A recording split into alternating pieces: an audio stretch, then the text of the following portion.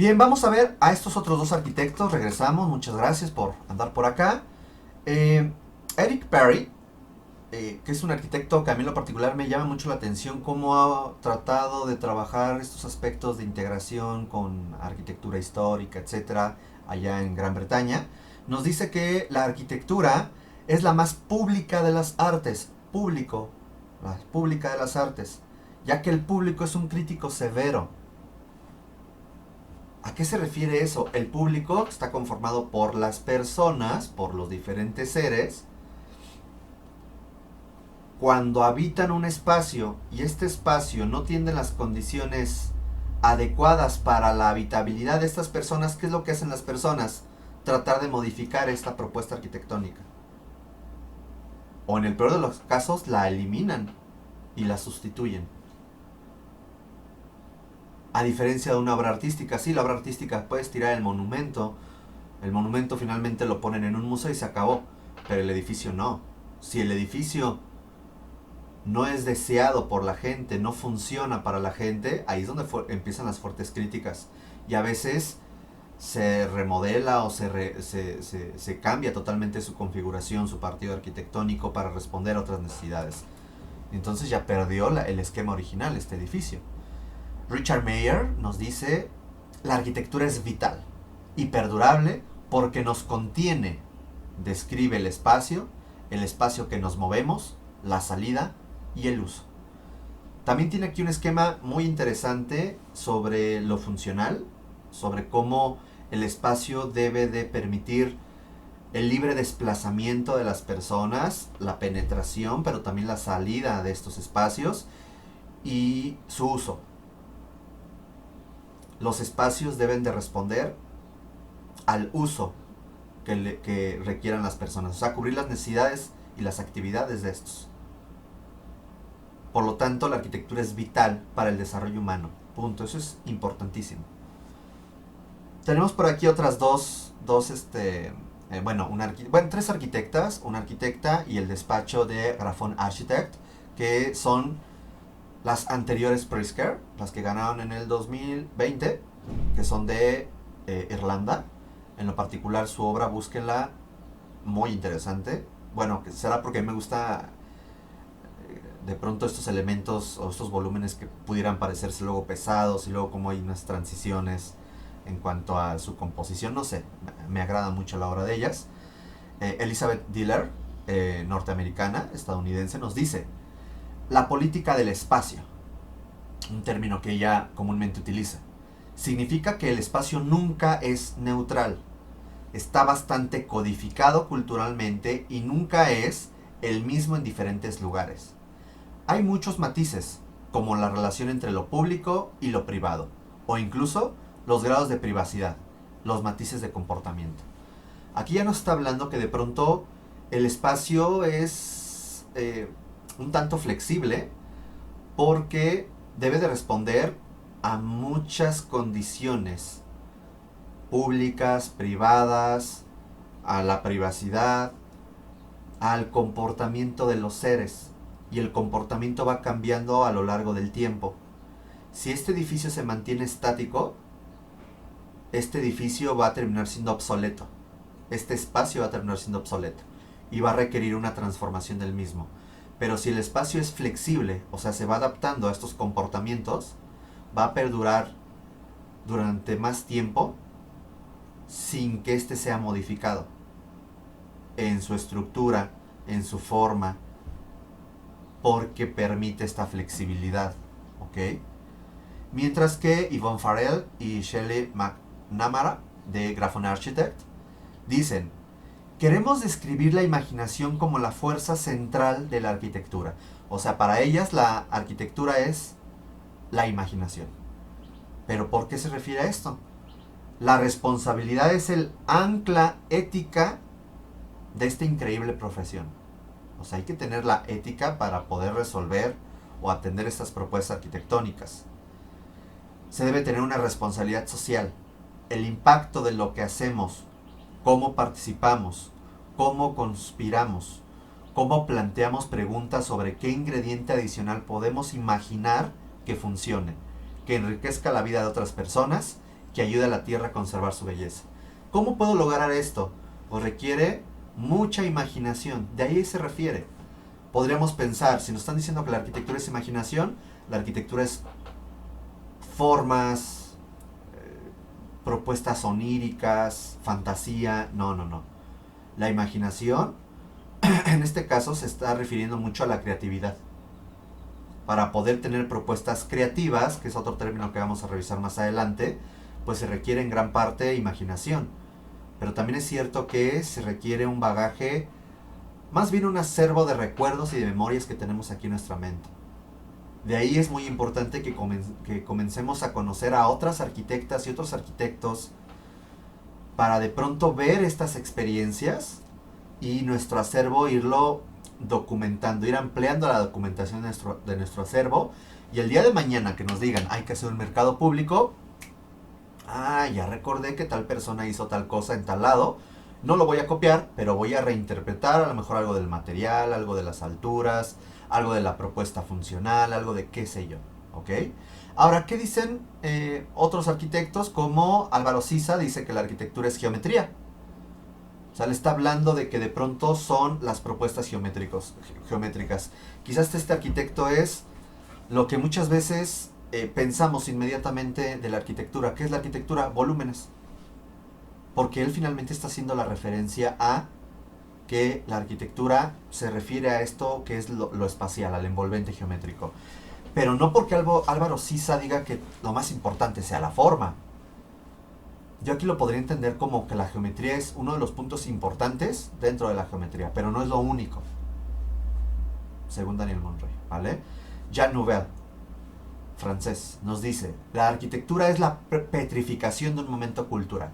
Y ahí tenemos un museo que él diseñó en el Medio Oriente.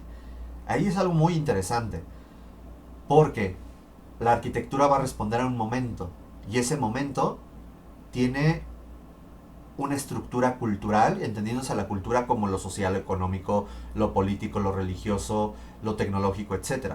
Después vamos a ver esos determinantes. Entonces, yo podría entender que lo que dice Jean Nouvel es como si le sacara una fotografía a un momento y ese momento se petrificara en la arquitectura. Por lo tanto, la arquitectura es el reflejo de ese momento. Interesante verlo así.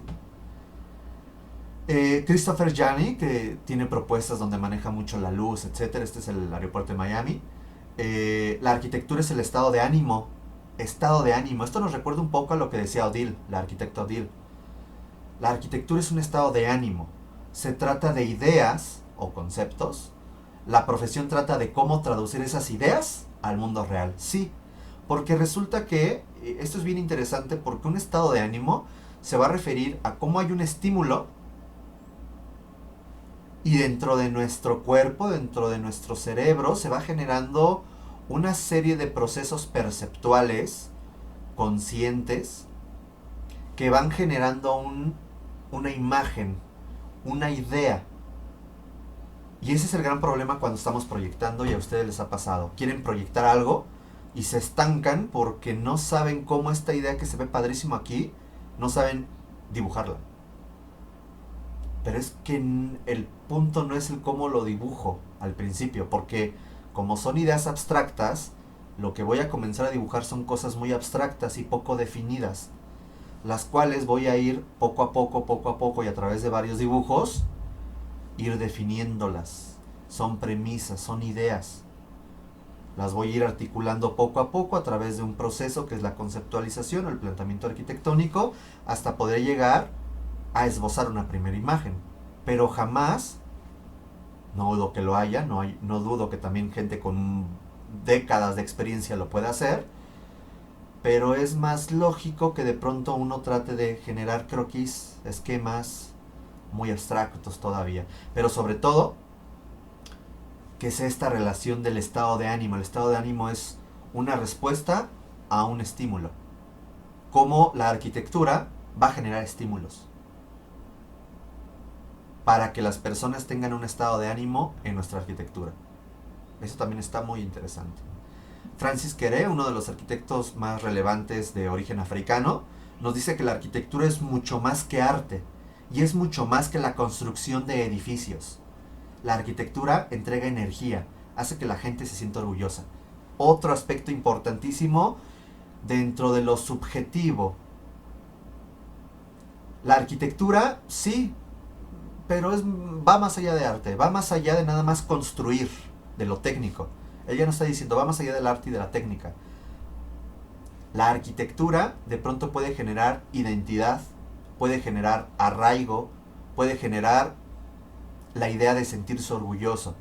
Él tiende mucho a que la comunidad, a que la gente participe en la construcción de esos edificios. ¿Y qué pasa? Cuando pasa esto, cuando son materiales de la zona, son sistemas constructivos tradicionales interpretados o reinterpretados a una arquitectura contemporánea, la gente se siente identificada con esta vivienda porque la hiciste, porque ayudaste a su materialización.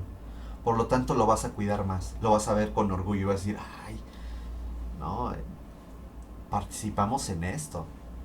A que cuando de pronto llega un superstar y te generan la gran obra y tú así de, oh, órale, gracias. Fíjense qué interesante también. Vean cómo entonces la arquitectura es tan compleja que hay diferentes enfoques, diferentes frentes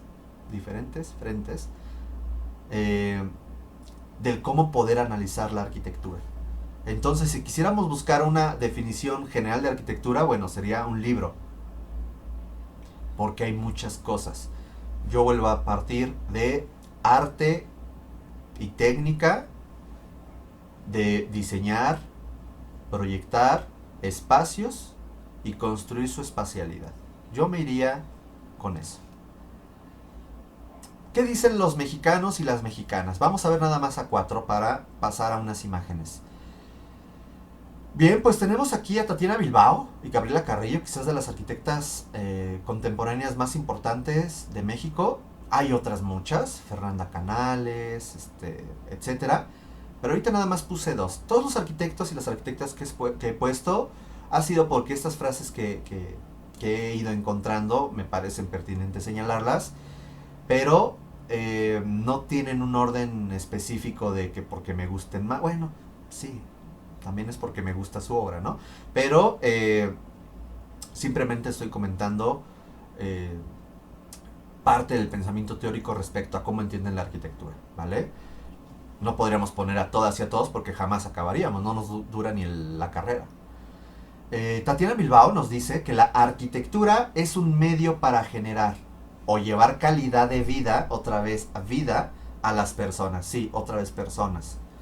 Para hacer esto, lo que hacemos es entender todo, el contexto, el usuario, el programa.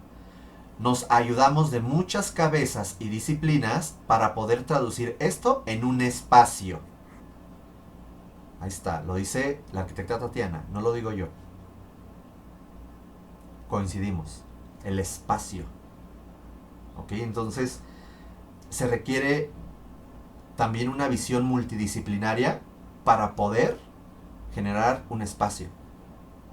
Necesitamos entender todos los factores que van a rodear, que van a determinar y acondicionar estas propuestas espaciales.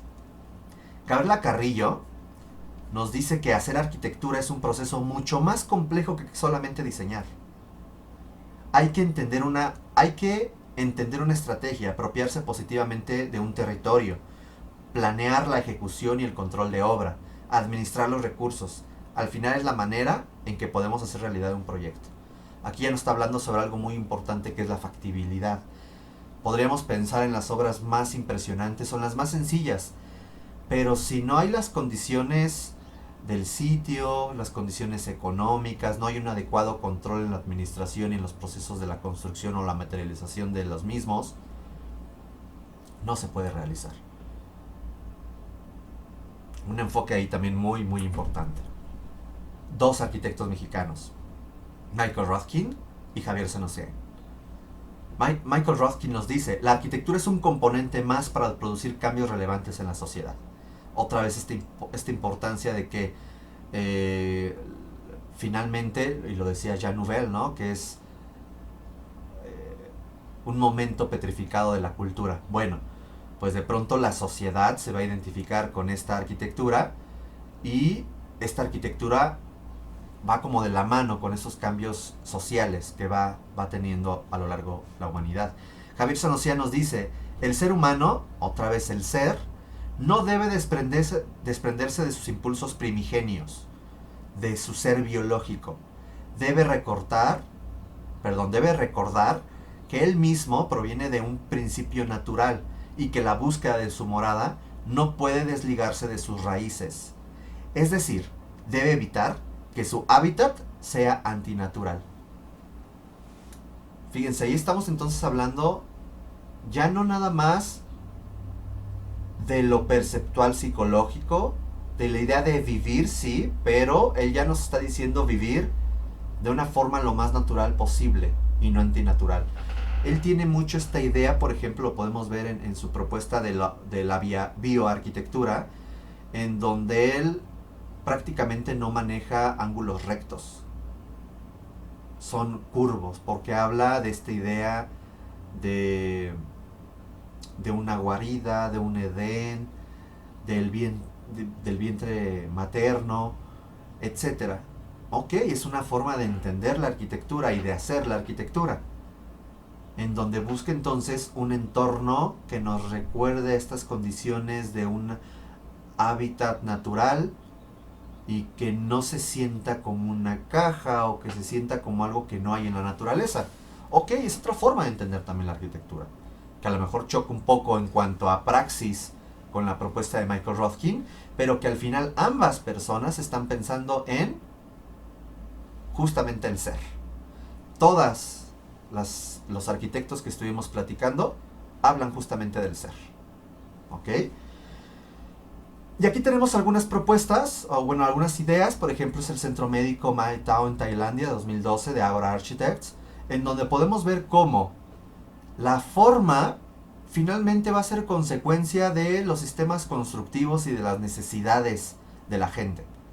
Podemos ver cómo ahí hay una aplicación de sistemas constructivos tradicionales, en el cual eso es algo también muy interesante y es algo que hoy en día, que bueno, está comenzando a tener mayor promoción, mayor divulgación, en que no porque se maneje con madera o no porque se maneje tierra, ladrillo, etcétera, es arquitectura que no vale la pena. Al contrario, es una arquitectura, son técnicas ancestrales que si los entendemos y los reinterpretamos y los aplicamos a una arquitectura contemporánea, terminan teniendo muchas condiciones de confort, muchos beneficios económicos, una reducción de la huella de carbono y por lo tanto menos daño al planeta, etcétera. Tiene muchas ventajas.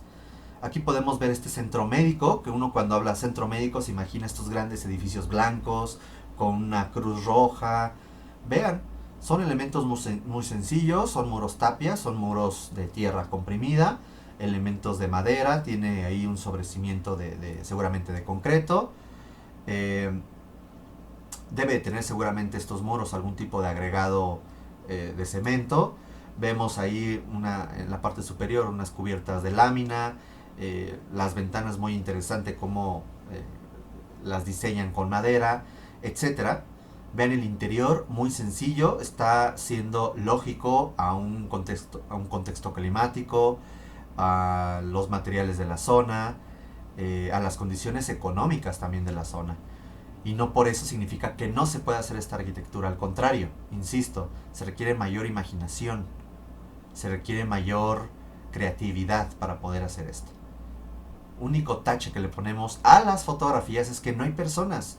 No saben, a mí estas fotografías arquitectónicas donde no hay personas no me dan a entender cómo las personas viven el espacio. Y prácticamente todas las autoras y autores que vimos hablaban de vivir, cómo las personas viven. Cómo viven, no sé, nomás veo que vive ahí la bicicleta, pero no veo otra cosa. Aquí sí. Es un centro comunitario, Thon Mon, en Camboya, sureste asiático. Vean nuevamente las condiciones climáticas como orillan a que lo formal, la materialidad, aquello que está envolviendo al espacio, el espacio es un centro educativo. Vean de pronto cómo no es un muro ciego.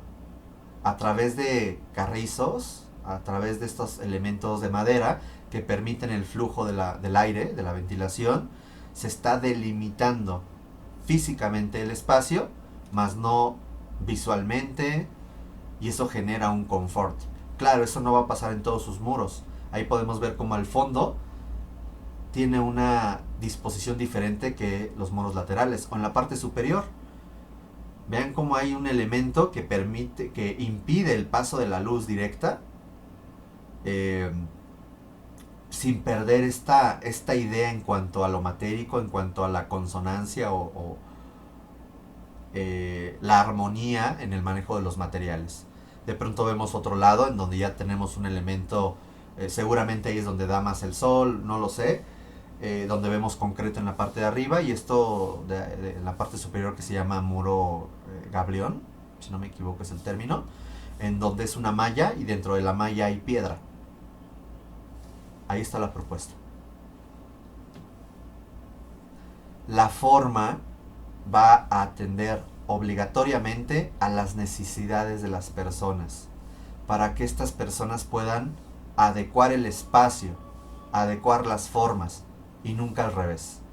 Si lo hacen al revés, estas personas no podrían habitar adecuadamente este sitio.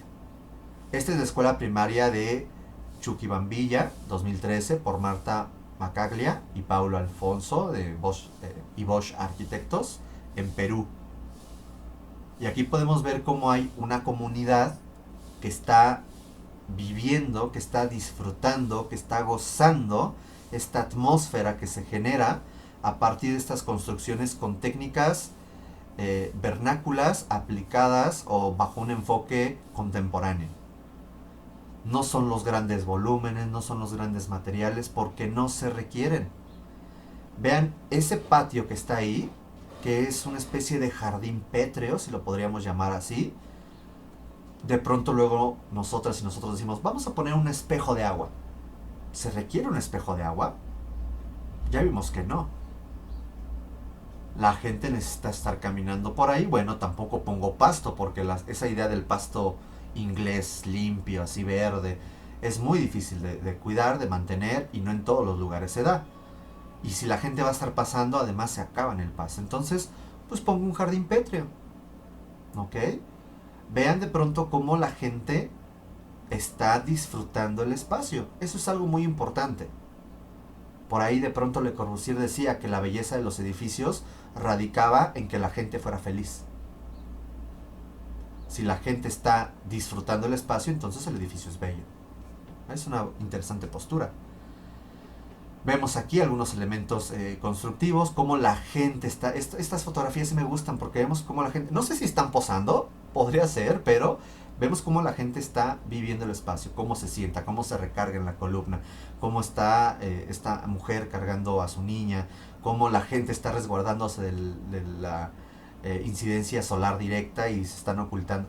Bien, el manejo de los colores, vean, son sistemas constructivos que tienden a buscar una menor gasto económico, pero no por eso es feo. Es un término muy relativo, feo. Al contrario, yo veo mucho ingenio en cuanto al manejo de los colores, de los materiales, de la disposición o el acomodo de los elementos, etc. Aquí tenemos otra perspectiva. Aquí es la Casa de Lluvia Bogotá del colectivo Arquitectura Expandida y Comunidad de Barrio La Cecilia. Cómo generan a partir de ciertos elementos, ciertos materiales del contexto, generan esta construcción con estos horcones, ¿no? Y de pronto este tipo de elementos, que además fue una construcción comunitaria. La gente fue organizada para que ellas y ellos mismos construyeran esto. Y entonces, como decía Queré, terminan sintiéndose orgullosos de esto porque lo hicieron. Lo hizo la comunidad para la comunidad. Y eso es algo bien interesante. Lo mismo pasa con la ciudad dormitorio. El término me perturba un poco, pero bueno, de Lima, por Natura Futura Arquitectura, en donde vemos cómo a través de estos materiales generan materiales económicos, pueden generar este elemento espacial que delimita el espacio, el cual puede además, vean, modificarse los accesos o las entradas de luz, ventilación, etcétera, para el confort, para la habitabilidad de estas personas que son literal para dormir. De ahí vemos unas fotografías. Otra propuesta es el proyecto de Chakras Ecuador, igual por el mismo equipo. Vean cómo de pronto es un módulo. A mí me gusta mucho porque este módulo, vean cómo se explota para entender sus diferentes partes y se generan este tipo de pabellones, este tipo de módulos muy interesantes que además puedes tú ir cambiando, ir modificando, puedes tú ponerle ciertos elementos que ajusten o que controlen la ventilación, el asolamiento, etcétera. Esto es creatividad. Formalmente es un paralelepípedo con un plano elevado. Punto. No hay que buscar el hilo negro de las formas. Hay que pensar en cómo la gente va a vivir. Eso sí. Otra propuesta, casa de bloques, igual de la misma, del mismo despacho, en donde vemos ahora con otro contexto, otras necesidades, otras características, van a generar una propuesta muy interesante en cuanto al manejo de ciertos materiales económicos. No hay repellados, vean la cubierta, etcétera, y no hay nada de mármol y de pronto ciertos elementos que sean muy complicados. No, nada que ver. Ahora, ¿cómo podemos llegar a esto? Este esquema lo voy a platicar la siguiente sesión. Simplemente señalar que hay, para el proceso de diseño hay determinantes, o sea, estos elementos estáticos que van a determinar el cómo va a ser nuestra obra arquitectónica, en este caso nuestra forma, pero también hay elementos condicionantes que cambian, como el clima, que van a condicionar nuestra propuesta de diseño, nuestra forma. La forma responde a condicionantes y a determinantes. ¿Cuáles son esos determinantes y cuáles son esos condicionantes? La siguiente sesión lo vamos a platicar.